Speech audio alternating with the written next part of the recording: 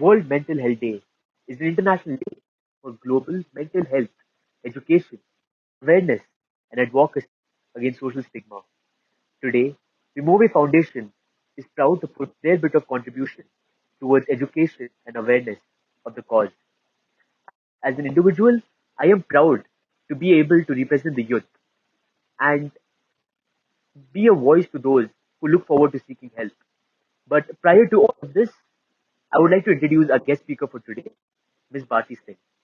Ms. Bharti Singh is the founder of Sa-mudra Foundation and Yuva Helpline. Ms. Bharti Singh is a renowned development professional for the youth empowerment and life skills. Namaskar. As a counselor, one requires a high degree of fortitude and patience. What I would like to know is how have you developed these qualities over the years? Vedant, of course, initially it was a bit difficult for me. I used to internalize when we started our profession with, 15 years back. I used to internalize and I used to also reflect over. But then I think at this stage and age, we gain enough knowledge, enough experience and exposure, and we have mastered over the art of, compartmentalizing, leaving work on table and not carrying it forward. And patience, of course, comes with a lot of exposure and experimenting with the human lives. So the next question I would want to move ahead with is what makes you control your emotions while in a session with a client? And how do you take forward the session with utmost professionalism? Because let me see how different an individual's approach is towards their friends and a counselor's towards a counselee. So I would approach my friend with the most emotional approach, putting myself in his shoes. But when it comes to a counselor, I think there's certain protocols to be followed. So how do you manage this? Well, it's a very interesting question. Vedant, I would be hypocrite if I say that when you approach your friend, your approach will be emotional.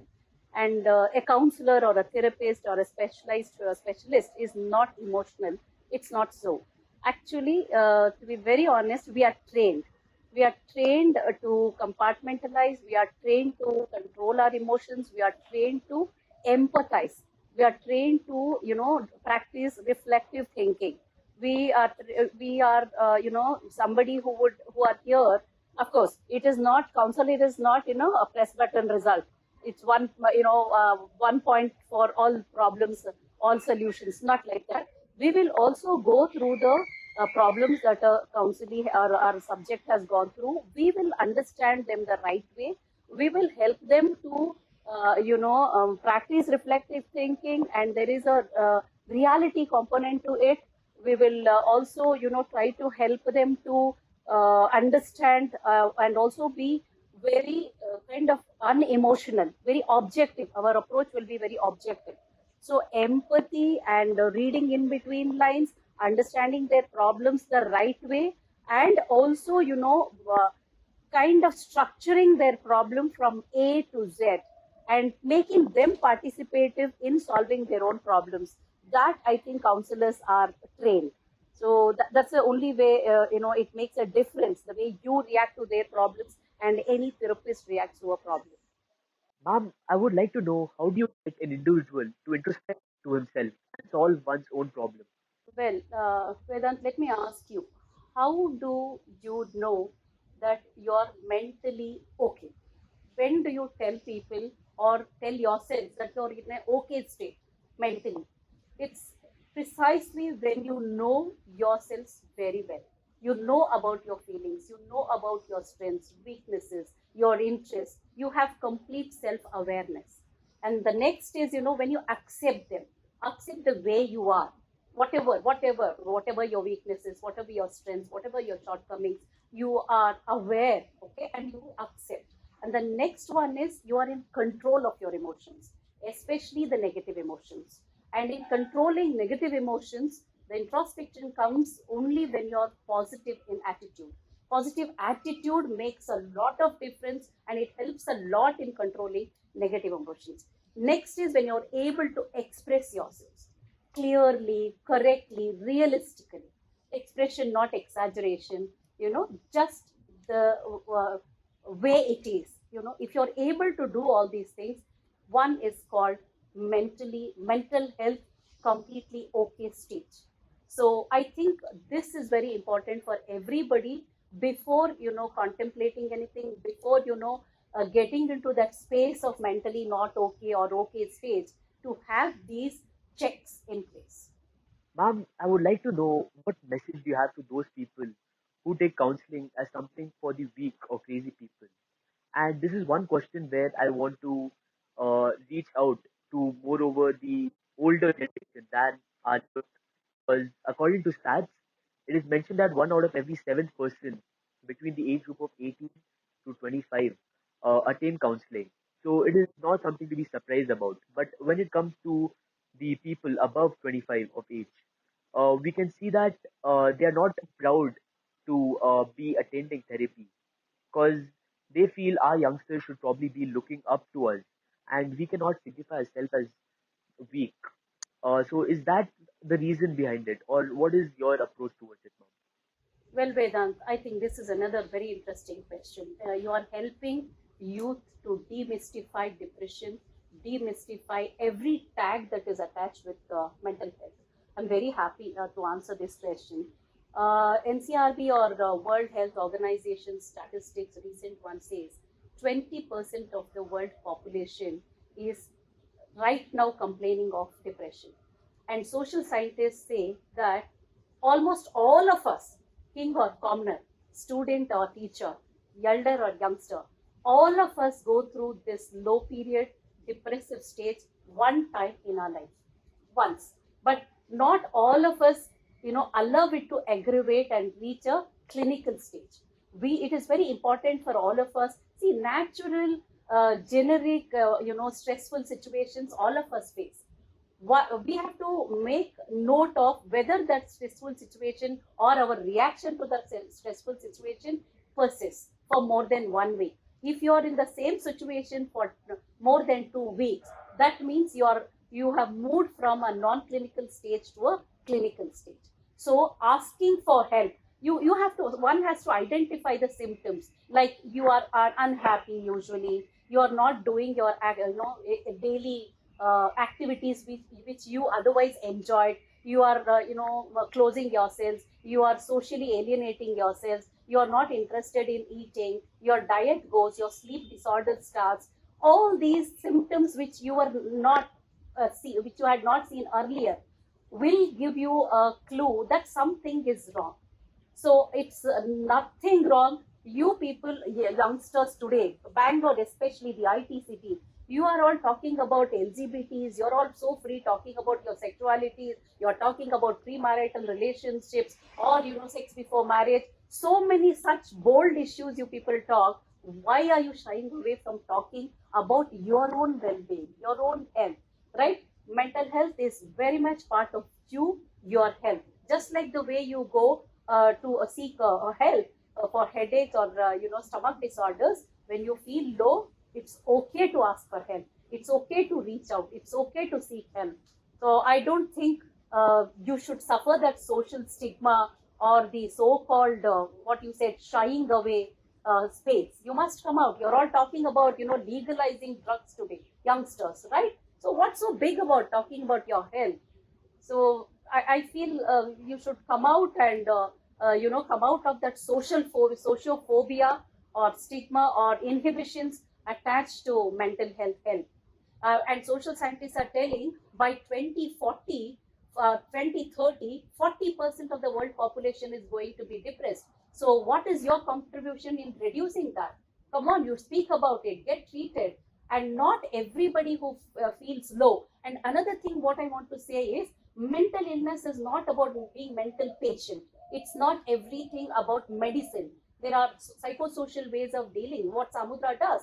We are not a clinical organization. There are so many therapies, alternative medical ways today in practice to deal with this. So depression, don't glorify it, or don't try to over paint it. And also I would like to say, with Deepika Padukone speaking about depression, it has become a cool statement. Also try to understand whether you're really depressed. because you're feeling low, you're going and putting on the social media that I am depressed. So it's not cool to be called depressed anymore, right? With that, what happens? The genuine people who are suffering are not coming in the front. They are deprived. So we should know, we should understand. Ma'am, in a country like ours, being one of the largest democracies, where majority of the population falls below the poverty line, how would you conclude the necessity of counseling and therapy in their lives? Well, Vedant, yeah, I agree with you that counseling is not accessible easily. But don't you think our country has changed a lot? We are addressing informed youth. The definition of poverty has changed. Today, every household has a smartphone. It's very difficult and impossible to find a home where there is no smartphone. Everybody's wired, everybody's connected today. So help is just a call away. There are so many organizations, including government organizations, doing all this, and there are so many NGOs in regional level. There are NGOs online. There are so much digital content available. There is guided meditation, there is yoga, there is consultation. There are so many doctors, Psychological Society of India, or uh, you all you need to do is, you're all the Google graduates, no? All you need to do is, allocate time to search just a keyword, I need help. You try now, see how many people will come forward. It's not at all impossible now to talk about poverty, deprived. All those are outdated words in India now, because technologically, technically, we are way ahead. I have been traveling. We are Sa-mudra has a helpline, Yuva helpline. We get calls from Dubai, we get calls from international states. How they are reaching out, how your local students cannot, youth cannot reach. So it's I don't agree with this statement that they are deprived, they don't get help.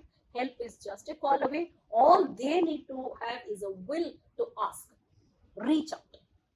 Ma'am, what does it take in education perspective to hold the position you do today? And how can we encourage to take forward this form into serious consideration? Because depending on a current situation globally, I don't think 2020 has been a grateful year to all of us. Well, Vedant, to be where I am, I think academic background is very important for the social sector. Today, wellness is an industry, need of the time industry. You rightly said, we 2020, we haven't had a good start. But even before, the current trend in changing societies, or trends in educational institutions or families, homes, it has led people to a lot of confusions. So, a lot of challenges, of course, youngsters also have. So, wellness as a space has a lot of scope to get into my space or get into what I am doing. I think academic background, right degree, right knowledge, supported by right exposure, experience, attitude, and doubled with commitment to cause. You must be sincerely committed to whatever cause that you choose, and compassion. When you come to social space, compassion is very important, and that zeal to make a change or bring in change, see betterment in people, that's most important, personality wise.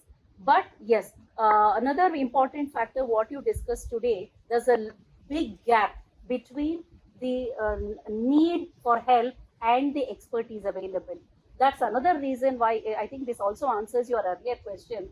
That's another reason why mental health is not addressed to the extent it is supposed to be. So there is a lot of scope in future for youngsters like you to come in with right qualifications, academic qualifications, maybe MA in sociology, MSc in psychology, sociology, human resources, learning, development, even management studies. Of course, I have done my MBA in development management. So whether you have to choose whether you want to be in the clinical area, non-clinical area, or alternative medicine area, or the healing and therapy area. For everything today, there are structured, specialized courses available.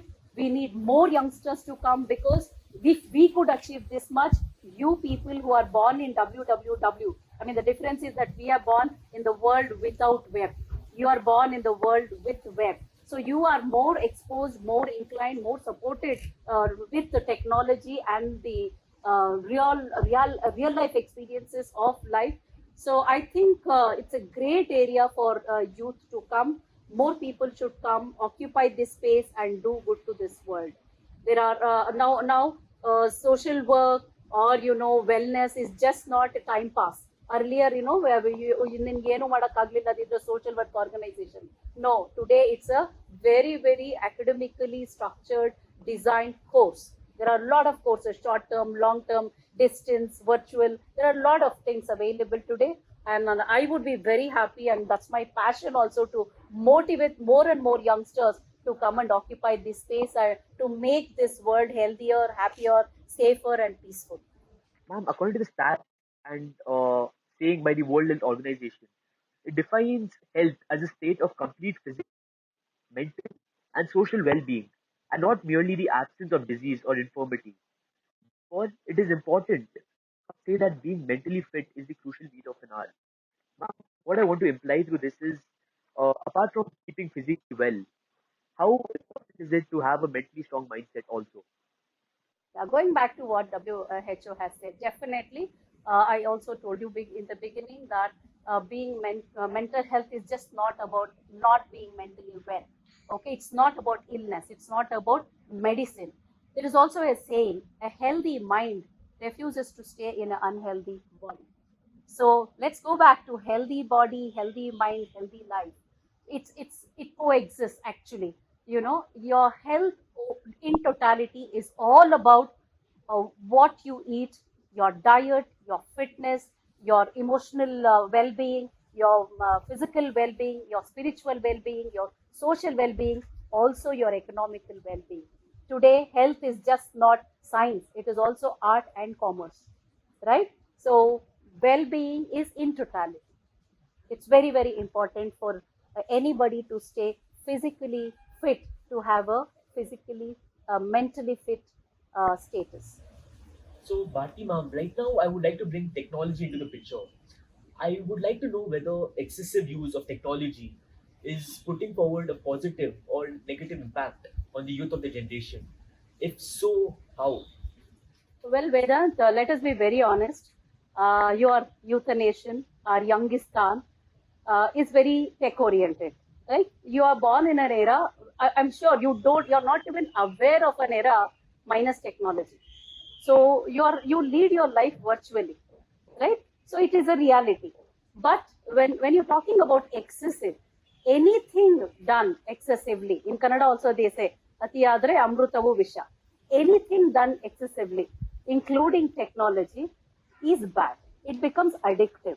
So what it's a very very natural progression that our nation has taken. If you take it positively, yes, it cut costs, it saves time, it helps you stay connected. I'm sure if there was no social media, you wouldn't even socialize the way you're doing today. At least you have some platform to express. At least you have some platform to be aware of the world. So you absorb information, you give information, you seek knowledge. All your knowledge building is happening through technology, right? But there is a limit. What we have to do now is to identify where we are crossing. The recent survey said an average youth is a student from ninth standard and above is spending 10 to 12 hours on technology, the screen addiction. So what you know to understand is slow tapering down, cut every day half an hour screen space, screen time, and get back to say 4 to 5 hours of screen addiction, or you call it, or screen usage, or say, or technology dependence. I think that should do good. So whatever it is impossible to tell today that minus technology, any youth, rural or urban, would ever exist in our country. It is reality, and we have to accept that. So, ma'am, right now I would like to ask you a very important question, which is something that I was looking forward to this whole session. That is drug abuse. How do we tackle the problem of drug abuse in a country where the youth, if they are to face any problem, the first thing, the immediate response they would look forward to is the use of drugs or alcohol. How can we tackle these problems and suppress these emotions, these negative emotions from them? Well, Vedant, unfortunately, the prevailing situation in our country, I'm sure, has made you ask me this question. I'm happy that you're also disturbed with the situation, and youth should be. Well, again, it's very disappointing that drug and depression also coexist. We get to speak to a lot of youth who are depressed. Hence, they find solace in drugs. They think it is a painkiller. They think it is a emotion suppressor, mood stabilizer, performance enhancer. They have made their own connotations about the usage of drug. And I also worried when I get to hear youth talking about legalizing certain organic drugs. But to tell you in short, whatever their understanding is, whatever they are rallying behind, whatever is spoken in support of drugs, any kind of organic, inorganic, synthetic, chemical, pharmaceutical, whatever, the naked truth is any type of drug dependence will lead to emotional, physical, social, economical, spiritual well-being of a human being. It will lead to collapse of a human being. It will lead to lot of mental disorders, psychotic disorders, behavioral issues, vital organs failure, and it will damage the brain cells. What anybody who's talking about legalizing or socializing or I'm whatever to their convenience, end of the day all it needs to a big regret, but by then it will be too late to reverse, because it would have damaged, it would have collapsed the whole support system in them. So it is better late than never to take a step back, introspect, and also try to deviate and build better addictions. Recently I was so happy when I saw Sanjay Dutt, who has suffered so much. I think he went to the peak of dealing with drug destruction. He was telling, today I have realized that it is better to be high on life. It is better to be high on love. It is better to be high on my job, my goal. It is better to be high on good life. There are better highs than the drug which is destructive for anybody at any point of time. This is what I want to tell about all these consumers who are, flagging the pro drugs. It is going to kill them. I feel it is a war against the most brilliant, intelligent, progressive, productive youth of our country. Only way to save our country, I think every responsible citizen should say no, put a strong foot in curbing this menace and save our precious lives of the country. So, no to drugs anytime. Now, ma'am, I would want to ask you, when you talk about drugs and depression, they are probably things that go hand in hand. But for an individual who thinks he's going to depression and wants to attain these drugs, Mm. what alternatives can you suggest him in order to suppress these negative emotions? Exactly. Again, a person who is feeling low or depression, suffering depression, many factors are, in place to disturb him. And the support, family care, right friends, very, very, strong environment, and his lifestyle, and also the knowledge where he seeks. Everything matters. It starts from family. So for somebody who's suffering depression, instead of drugs, seek clinical help, seek holistic help, yoga, meditation. Okay, let me tell you in very simple words. The whole mental health matters issue consists of most important chemicals in our body, right? There are hormonal. The reason could be hormonal imbalances, chemical deficiencies, or any such clinical reasons.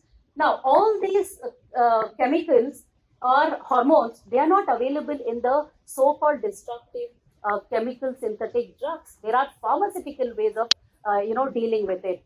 Even one step ahead, psychosocial ways or social ways or emotional, empowerment ways would be our everyday practices. There are very easy ways. Dopamine, if you are, dopamine is a very, very important chemical for somebody who's suffering depression. So just by doing small exercises, so doing some happy activities, celebrating some small successes, completing a task will increase. Completing any given task will give us a dopamine rush in the body. Serotonin, for example, expressing your love to somebody, expressing your, small exercises like walking, cycling, meditation, yoga, this will produce, manufacture, serotonin in our body. Thyroxine, by being active, and most importantly endorphins to do anything with happy activities. If you express, or if you're loving a pet, loving your parents, giving them a hug, all these activities or expressions will give us the will manufacture endorphins in our body. So don't you think there are better ways, positive ways, holistic ways of producing these chemicals in our body than depending on destructive drugs? Only thing is, when you are Google searching, when you are asking for knowledge, seek right knowledge and have a right understanding. Do not, understate, or do not wrongly, what do you call, project or understand the usage of these useful things in life. So, ma'am, now I would like to know what is the average age group that come forward for counseling therapy, and what are the common problems one would face? Well, Vedant, I would like to go back to some statistics. 2018 NCRB, records, 1,39,123 people have committed suicides, and around 23,000 are youth. Youth, when we say between 14 and say 25, and the reasons for people to commit suicide. Every suicide has a case of advanced depressed state. An unattended, untreated depressive person will definitely commit suicide. But not everybody who's suffering depression would contemplate suicide. Why I say this is, today the scenario in our world, say India, I think it's a problem of affluency. It's a problem of having more. Social scientists also say the reason for this increasing alarming trend is, say, unnecessary competitions, unrealistic expectations from people, or, with due respect to all the parents, irresponsible parenting, and also inability to face failures. So, Vedant, in my experience, today's problem is that youth are not prepared to accept challenges. They are unable to face failures bravely. Also, I think they are not able to accept a no. When we grew up, we got mostly no's. So, very rarely our parents would say yes to whatever we asked for. But today, you people, all provided, right? Before you ask, things are given to you. So parents replace themselves, their absence, hard economic days, parents are working, parents have to be busy. So to replace their absence, they are providing maybe gadgets, maybe comforts, maybe everything what you ask for. Today you can take up courses, whatever you want. You can choose the universities. Despite all that, there is this increasing issue of mental health, or increasing menace of youth contemplating self-harm, which is very, very disturbing. In this scenario, we have been, Sa-mudra has been doing a lot of work. We have been addressing these issues non-clinically. Sa-mudra is not a clinical organization, as early respondents.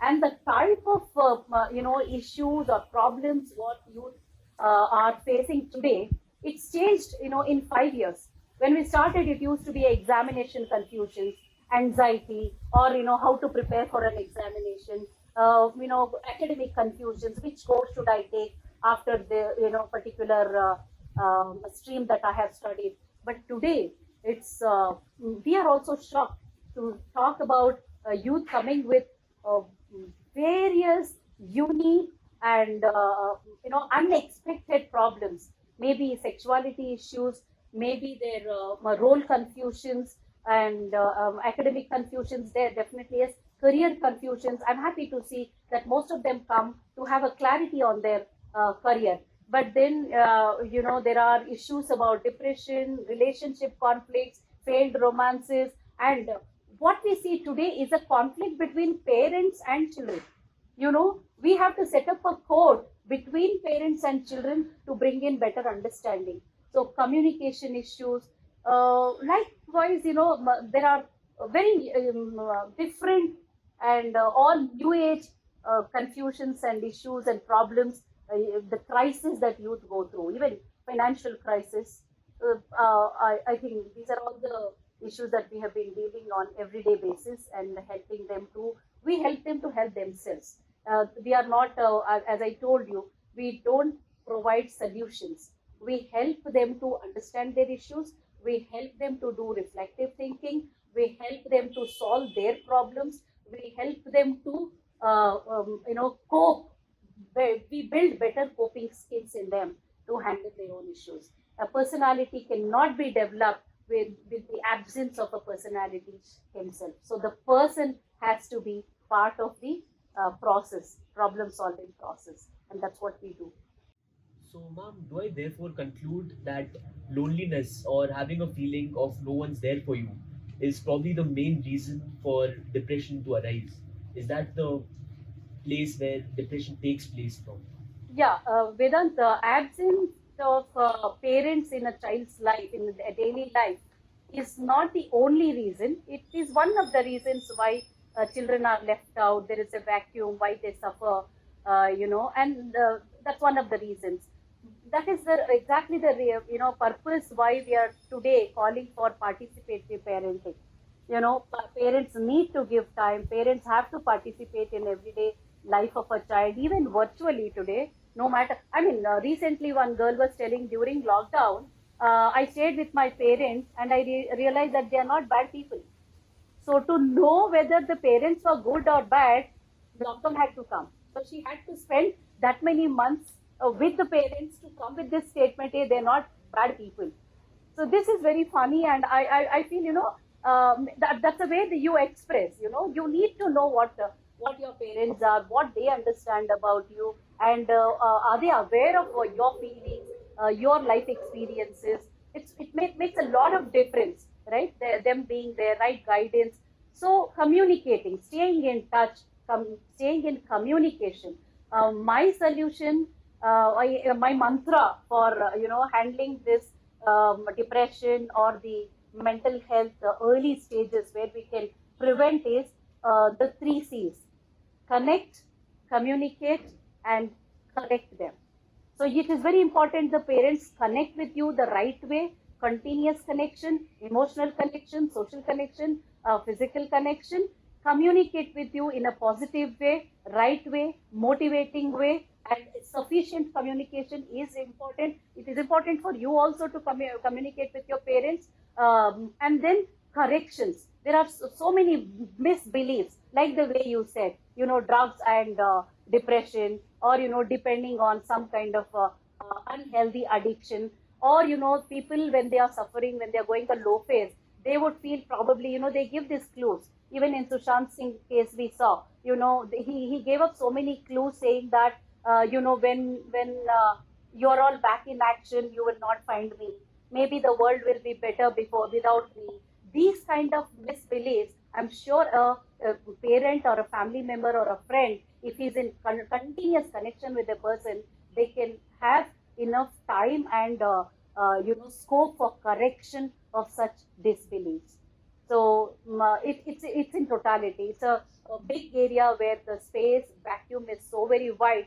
I think parents' participation in a child's life more than before is the need of time. As a counselor, it would be personal to ask you what problems one faces. But I would like to know, do different counselors have different approaches towards a certain problem? Okay, Vedant, here it is important to understand who's a counselor.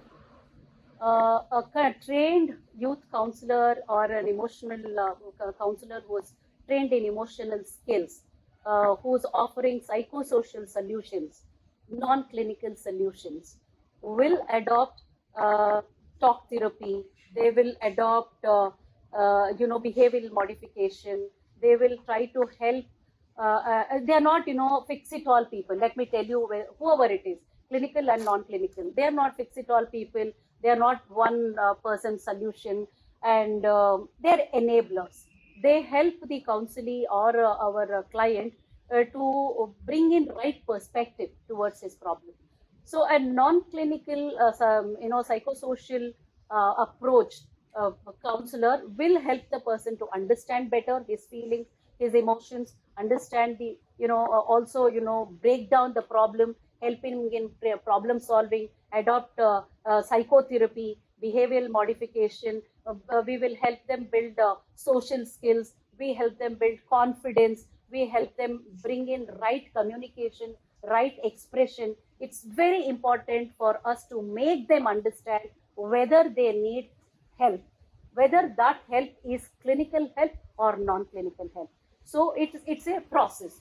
But when they go to a psychiatrist or a a psychologist will bring in the clinical aspect of a person going through. They will help in identifying and prescribing. A psychiatrist will only give them the medical prescription. So I would like to tell all youth who have this misconception that every counselor will load us with medicines. No, it's only a psychiatrist, only at an advanced stage of depression, if they feel there is some emotional injury that has happened, not psychological injury, emotional, mental injury, medicines are required. But for any kind of mental health issues, it is a 360-degree intervention. You need counseling, you need medication, you need right diet, you need support, love, care from the family and friends.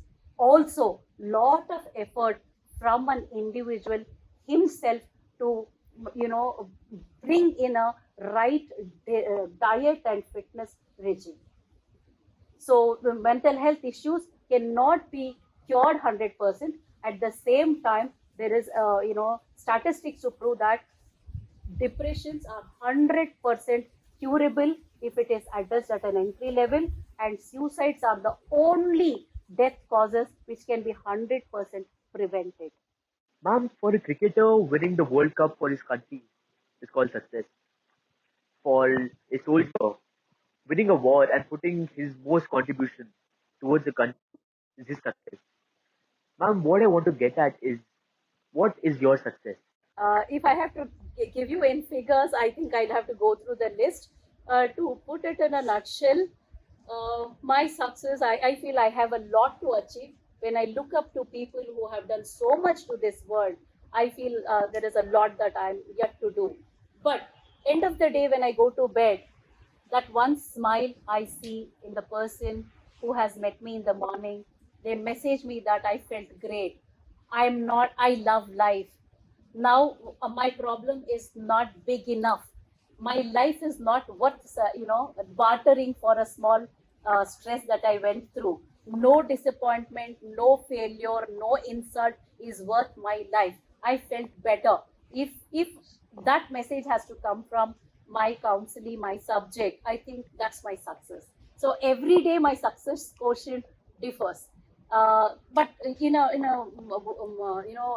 statistical way, if I have to tell, in these 15 years of my life in Sa-mudra and 25 years in social sector, me and my team at Sa-mudra have impacted more than 1,60,000 people, youth, parents, students, see better life.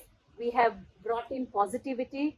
To break down in numbers, we have saved 90 plus youth in these 12 years from succumbing to suicide. It's a record.